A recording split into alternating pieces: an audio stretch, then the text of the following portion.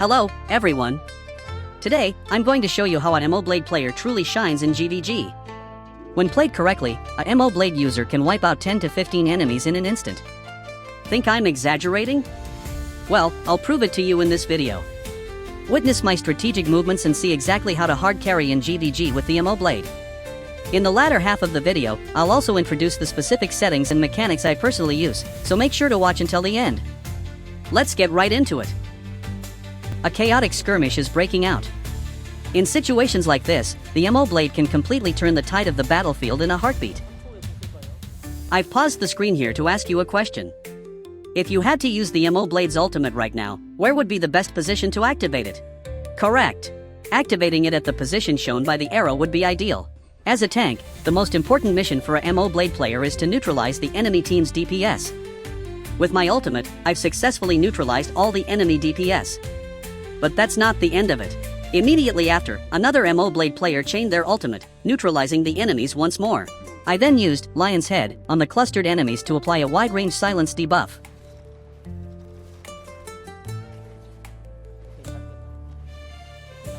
Pausing the screen again. Now, where did all those enemies go? They were completely wiped out by the ultimate combo of just 2 moblade players. At this point, I give a command to my teammates. Ignore the remaining enemies and push straight to the enemy tower to destroy it. Strategically, it's a huge loss to struggle just to kill a few stragglers. Since our unit vastly outnumbers the remaining enemies, we have the initiative to choose where we fight. I chose the enemy tower area as our battlefield. GVG isn't won simply by having a high kill count. To win in GVG, you must destroy the towers. Moving to the next scene. After destroying the tower, our unit is rapidly advancing toward the enemy headquarters. Now, it's time to take down the goose guarding the enemy base. Of course, the enemy team won't just stand by and watch. They will resist fiercely to defend their base and their goose. Once again, it's time for the moblade players to step up. After I used my ultimate, another moblade player followed up with theirs immediately. The enemies had no choice but to be wiped out helplessly. Pausing the screen one more time. Where did the enemy team guarding the goose go? Total annihilation. With no one left to interfere, our unit can now take down the enemy goose quickly. Next scene. Our unit successfully defeated the enemy goose. But wait, take a look at the mini-map. While everyone in our unit was focused on the enemy goose, the enemy team invaded our base and is pouring everything into destroying our goose. In other words, the enemy gave up on defending their own base and went for an all-or-nothing strategy to destroy ours.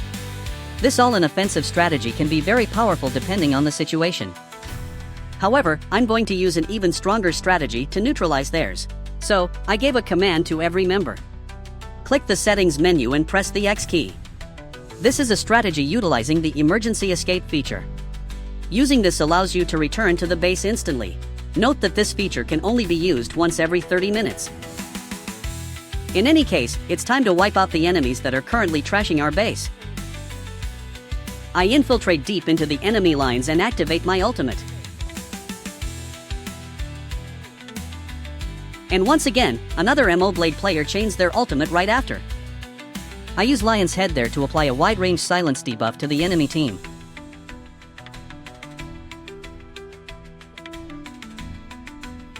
Pausing the screen again. Where did that massive army of enemies go? They were all wiped out by our team, which returned in an instant. The enemy chose a high-risk strategy by giving up defense for an all-in attack, but it was completely neutralized by my strategy. Next scene. To achieve final victory in GVG, we are seizing the tree from the enemy base. But do you see all those enemies near the tree? When enemies are near the tree, we get a debuff that prevents us from moving forward. Basically, we have to clear out all the enemies around the tree. This is where the moblade players come in. I used my ultimate to push the enemies away from the tree. But I didn't stop there, another moblade player chained their ultimate right after. Great!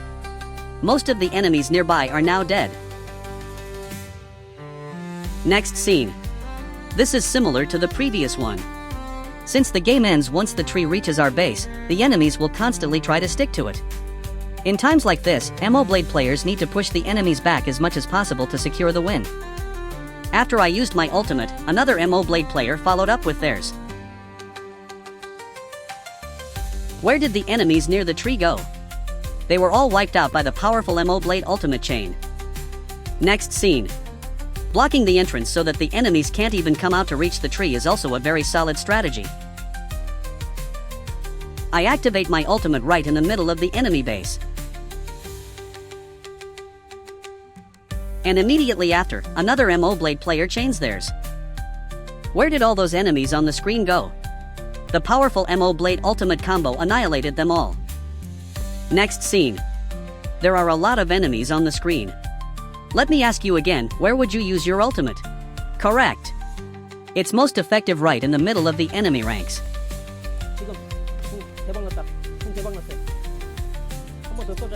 After I used my ultimate, another moblade player chained theirs. How about that? It was a tight struggle for both sides, but the moblade ultimates secured the lead in an instant.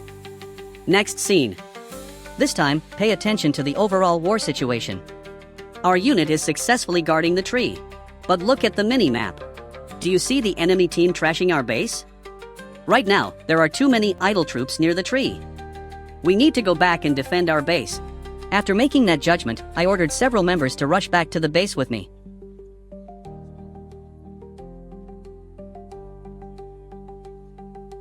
Wow, our goose was defending the base all alone. I don't use my moblade ultimate right away. Instead, I'm waiting until my teammates are ready to attack. Because of the mechanics, the nameless sword requires a bit of warm-up time. Now that my teammates are ready, I use my ultimate right in the middle of the enemy team. See how those countless enemies get swept away like falling leaves?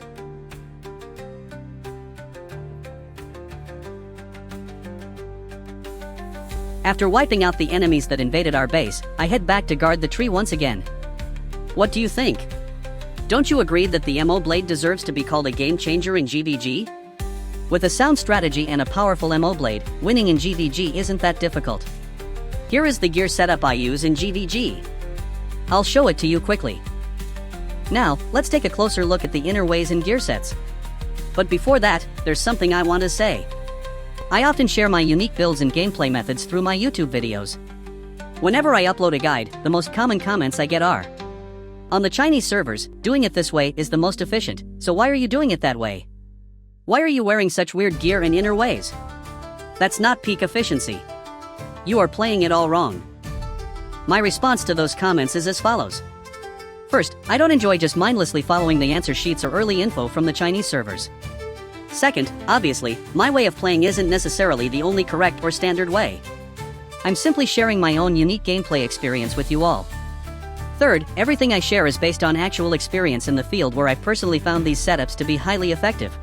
The bottom line is, my videos aren't answer keys, so please just use them as a reference. Let's start with the inner ways.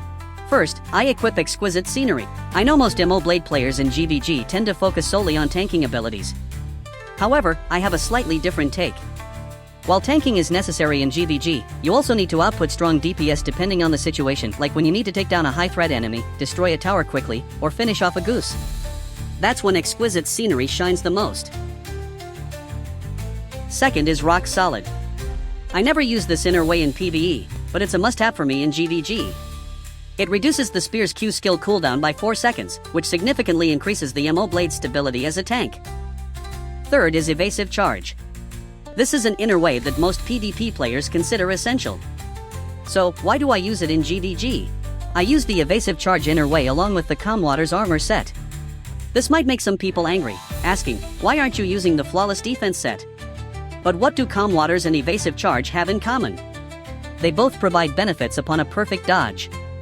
I have escaped countless dangerous situations by utilizing the synergy between Evasive Charge, the Calmwater set, and the Greaves Arena affix. Let me introduce this mechanic to you now. Specifically, the Calmwater set recovers a certain amount of HP upon a successful dodge, and this effect has no cooldown.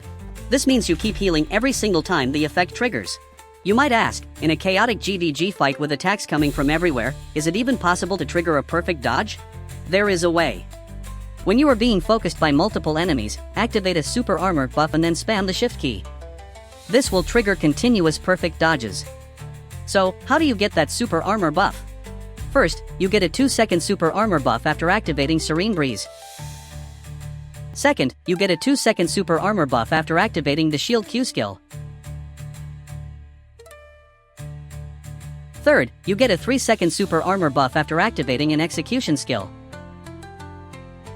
To summarize, when you're in a dangerous spot under heavy focus fire, activate super armor using one of the 3 methods I mentioned and then spam the shift key. This will allow you to trigger constant perfect dodges and escape the crisis. My next GVG video will include footage of me escaping danger using this method, so please look forward to it. Oh, also, keep in mind that evasive charge includes a 20% damage reduction effect while dodging. It's a huge boost to your survivability. Back to the inner ways. There is 1 slot left. In this slot, feel free to equip whatever you like, such as Morale Chant, Vital Leech, or Fury Harvest. I personally equip Morale Chant. As I mentioned earlier, a MO Blade player in GVG needs to perform as both a tank and a DPS. It's hard for me to give up Morale Chant, which increases physical attack, penetration, and direct critical rate all at once. That's it for the settings. One more thing I'd recommend is using Soaring Spin whenever necessary. In GVG, positioning is incredibly important for a MO Blade player. You need to dive into the enemy formation to use your ultimate. While you can roll in using the shift key, Soaring Spin is also a great option. If timed right, Soaring Spin can even trigger a dodge effect while it's active. Also, since it's a piercing move, you can hit multiple targets. It boasts high DPS for its short animation and applies a heal reduction debuff to enemies upon hit. Of course, don't spam Soaring Spin recklessly. Always remember that your priority for vitality consumption should be Lion's Head. That's all for today's video. I hope this content was helpful to you. Whenever I discover a new strategy or setting, I'll continue to share it with you all here on YouTube. If you like this video and subscribe to my channel, it would be a huge help and a great source of joy and strength for me. Thank you for watching.